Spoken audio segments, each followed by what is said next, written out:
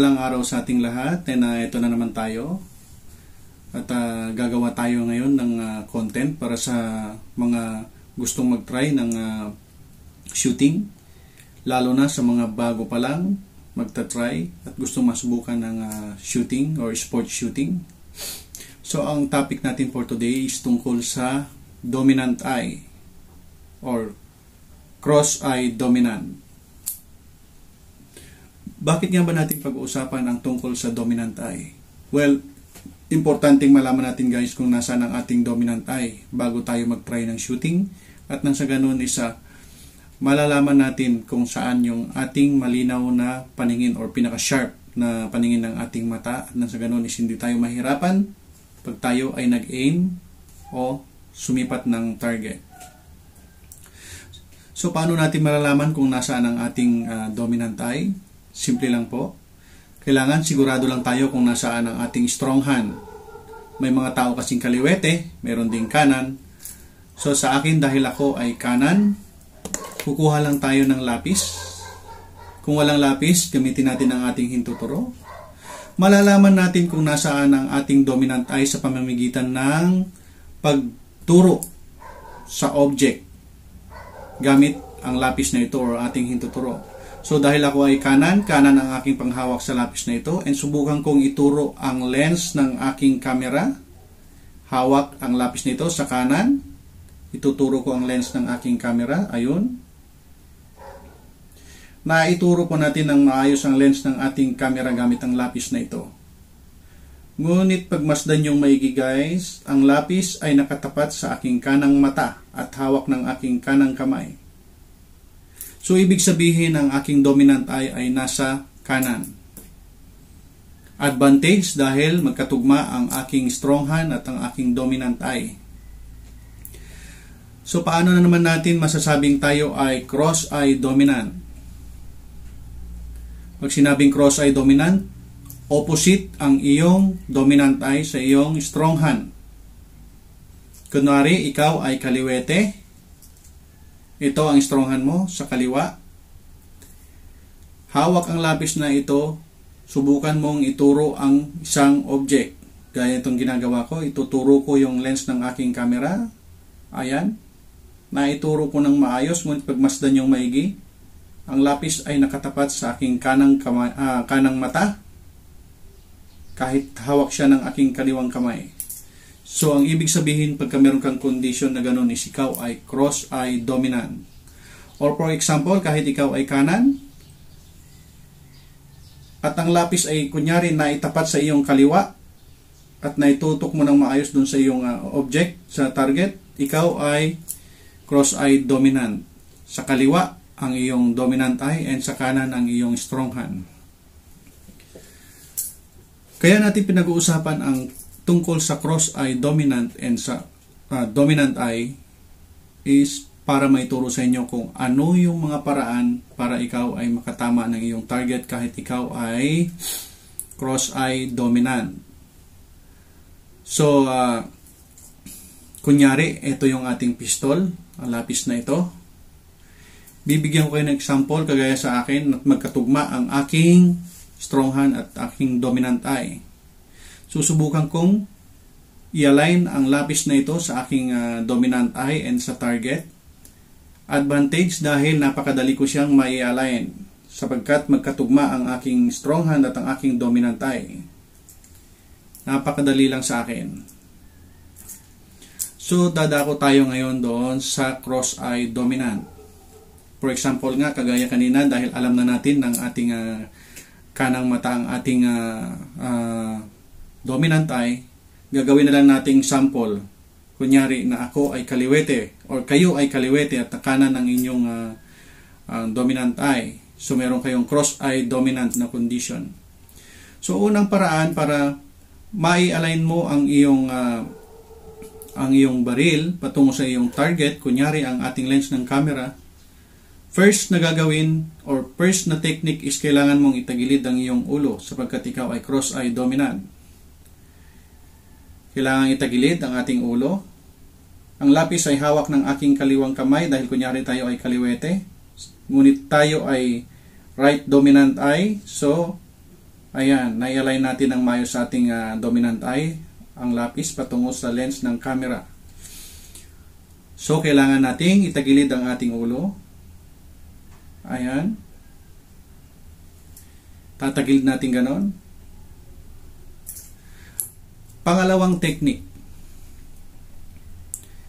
Dahil disadvantage pagka tayo ay tumatagilid. So, ang gagawin natin, dahil tayo ay kunyari kaliwete, ipipikit natin yung ating isang mata, yung ating kanang mata. Kahit ito pa yung ating dominant eye, kailangan nating ipikit at nang sa ganon, ma-align natin ng maayos ang ating pistol, kunyari patungo sa target, pa-align sa ating kaliwang mata and sa kaliwang mata rin ng ating pistol. Ayan. Kung titignan nyo maigi guys, na-align naman natin ng maayos ang lapis sa ating kaliwang mata. Ayan. Isa pa. So, dadako naman tayo doon sa pangatlo. Yung pangatlong ituturo ko sa inyo is yun yung pinaka-the best sa lahat. Ang ituturo ko sa inyo kahit baguhan pa kayo sa shooting or gusto nyong mag-try sa shooting, panatiliin nating nakabukas pareho ang ating dalawang mata. Dahil pag nakabukas ang ating dalawang mata, mas wide ang ating nakikita at yung mga nandito sa mga side is naaninag natin. And either left man yan o right na target is madali tayong mag-transition kung nakabukas pareho ang ating dalawang mata. Dahil naaninag natin yung ating susunod na target. So, pupunta tayo doon sa pangatlo. Ito nga, kunyari nga ay nasa kaliwa ang ating strong hand and ang ating dominant eye is nasa kanan. Ang technique na gagawin natin is kailangan lang tayong nakapokus. Nakatitig tayo doon sa ating target. And ang pistol ang iaangat natin patungo doon, pa-align sa ating dominant eye, patungo doon sa ating target. Ayan. Pagmamasdan yung maigi. Ang lapis ay hawak na aking kaliwang kamay, ngunit na naitapat ko naman ng maayos sa aking dominant eye patungo sa lens ng aking camera. Kailangan nakapokus tayo sa target and ang pistol ang iaangat natin, ia-align sa ating dominant eye patungo sa target. Ayun. Nagagawa po natin nang hindi na natin itinatagilid ang ating ulo. Hindi natin ipinipikit ang ating isang mata dahil nag-focus lang tayo. Focus sa target, align ang ating lapis patungo sa ating dominant eye, patungo sa target. Ayan. Ganun lang kasimple kung paano gumamit ng sight alignment kahit tayo ay cross-eye dominant. Practicein lang natin ng maigi.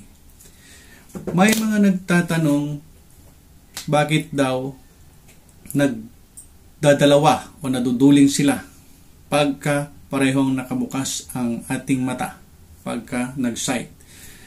Well, nangyayari talaga yon. Ang dahilan kung bakit naduduling o nagdadalawa ang ating paningin sa ating target, dahil pinipilit nating titigan ang tatlong object o higit sa isang object. Dahil ang mata natin is isang object lang talaga ang kaya niyang titigan ng clear.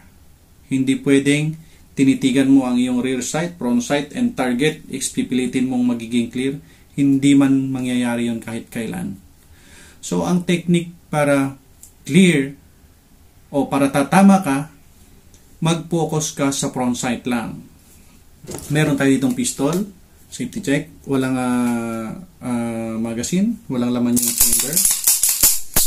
Ito yung front sight, ito yung rear sight. Pag nag-aim tayo, kailangan ang ating mata, ang ating dominant eye ay nakapokus dito, nakatitig dito sa may front sight lang, itong red na ito. I-align natin dito sa rear sight and i-align natin dun sa target. Ang mangyayari, clear ang front sight, slightly blurred ang target, slightly blurred din ang iyong rear sight. Pag na-align mo ng ganun at nagkaroon ka ng ganung sight alignment at sight picture, tiyak na tatama ka ng maganda. For example, sa akin, Ito, i-align ko sa aking dominant eye. Napaka-clear ng aking front sight. Red na red. Blurred ang aking rear sight. Blurred din yung aking target. At yun, kunyari, ikaw ay cross-eye dominant. Ito, kunyari, kaliwete. Pag inangat mo, itatapat mo sa iyong dominant eye. Ganun lang kadali guys kung paano mag-align ng sight patungo sa ating dominant eye. Either cross-eye dominant man tayo or magkatugma man ang ating dominant eye at saka ang ating strong hand. So ayun guys, sana may natutunan kayo sa ating content for today. At kung ikaw ay bago pa lang dito sa aking channel and gusto mong mag-try ng shooting at nagustuhan mo ang ating video, paki-like naman, paki-subscribe and paki-click yung notification bell and paki-share na rin po. Ayun. And maraming salamat sa ating mga silent viewers dyan, sa ating mga kaibigan na laging nakasubaybay sa atin. Ayun. Magandang araw muli sa ating lahat and God bless po sa ating lahat. Bye-bye!